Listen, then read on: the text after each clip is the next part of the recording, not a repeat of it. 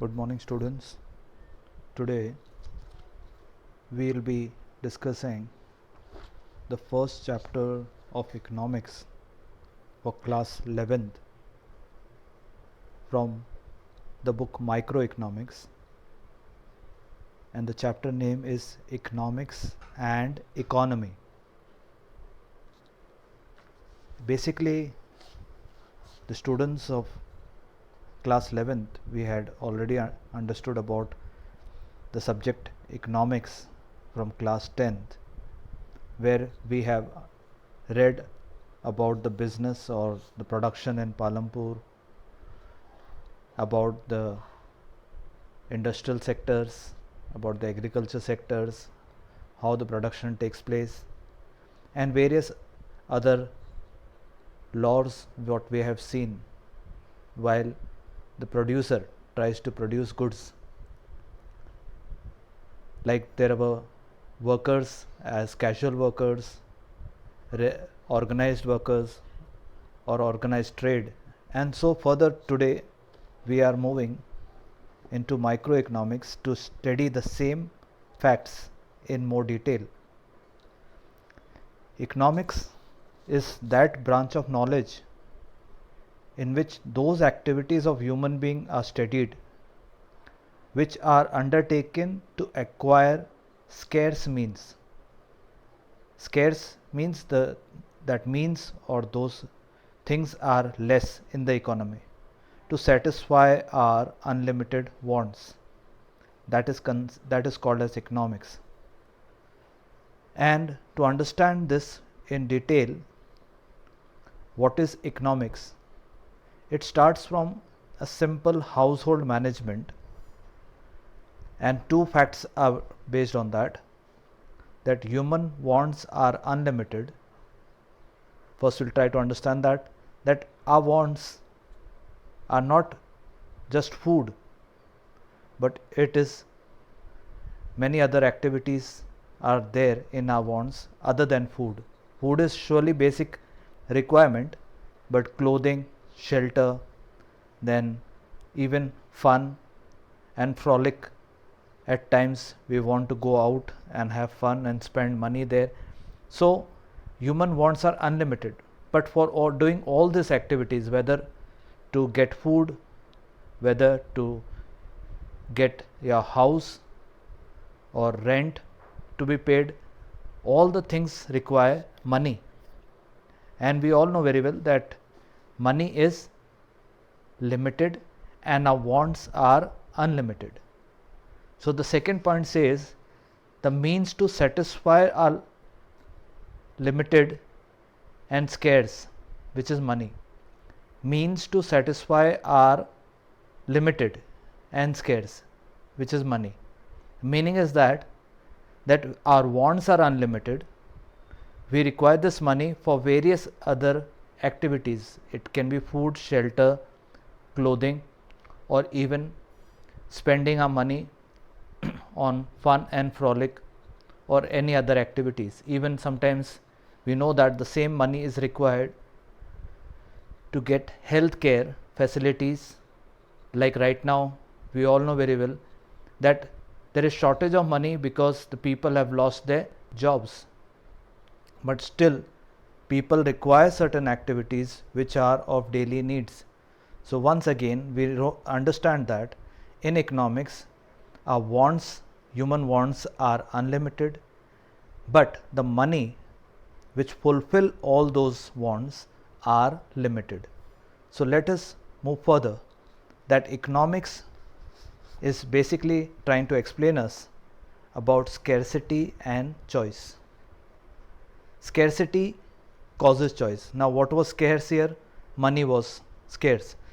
And how it causes choice? Like in money, if money is scarce, the first priority we will be giving for our daily need food, then maybe clothing, then shelter, and then the money can be spent on any other activities, and even maybe other activities of fun and frolic, like spending money in hotels or going out and eating food. So that becomes later part. So scarcity causes choice. And if we have scarce means of money, then we have to take choice that which activity has to be fulfilled first. So choice implies decision making. We have to take decision that are, if we have scarcity of money, like today during COVID-19, many people have lost their jobs, or their salaries have been brought down, or they are receiving half of the salary. So at that moment, what would be their choice and how will be they taking their decisions? Now decision making relates to usage of limited resource in a manner to get maximum satisfaction. Meaning is that he has to utilize his money in such a way so that he gets maximum satisfaction. He has to fulfill all his basic needs first, and then he has to take it to the other part. Now it has been divided into three parts. The consumer gets maximum satisfaction if he spends his money in a right way and he gets more of the consumer satisfaction. Producer gets this maximum satisfaction in the form of profit, and if he wants to get profit, he has to reduce the cost, because if the cost is reduced, again he is utilizing the money to be produced in a better way.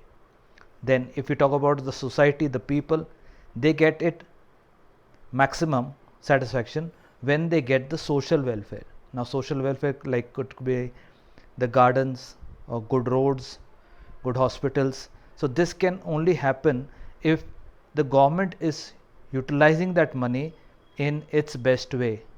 They are not just wasting that money in other activities which are not so useful. So this is called scarcity and choice. Now we come to the next part, which tells us about the difference between microeconomics and macroeconomics. In class 11th, which is you're there this year, we'll be discussing basically microeconomics and statistics. In class 12th, you will be dealing with macroeconomics and Indian economy. So let us understand the difference between micro and macro. When the problem of choice is at individual level, at a single level, then it is called microeconomics.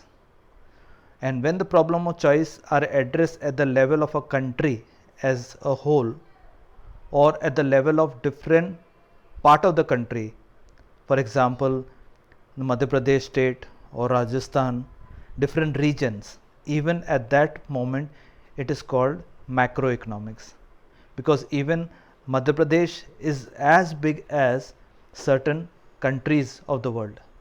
So when we study at an individual level, it is microeconomics, and when we study at the level of a country or the level of a different region of a country, it is considered as macroeconomics.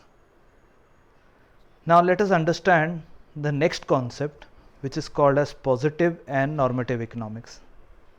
Positive economics says that there are certain economic problems which deals with economic issues related to past, present and future. Like at the time of independence, there was 70% and above population engaged in agriculture. That was past. 22% of the population in India are poor. We are talking about present. And if population continues to grow at this existing rate, then poverty ratio will rise. This is talking about future. So if anything is discussed at the level of past, present and future and has certain facts and figures, then it is called positive economics.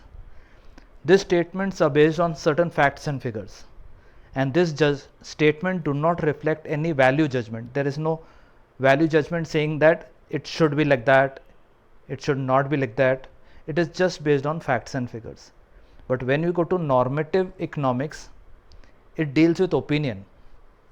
It says that different economics may offer different opinion of the solution to an economic problem.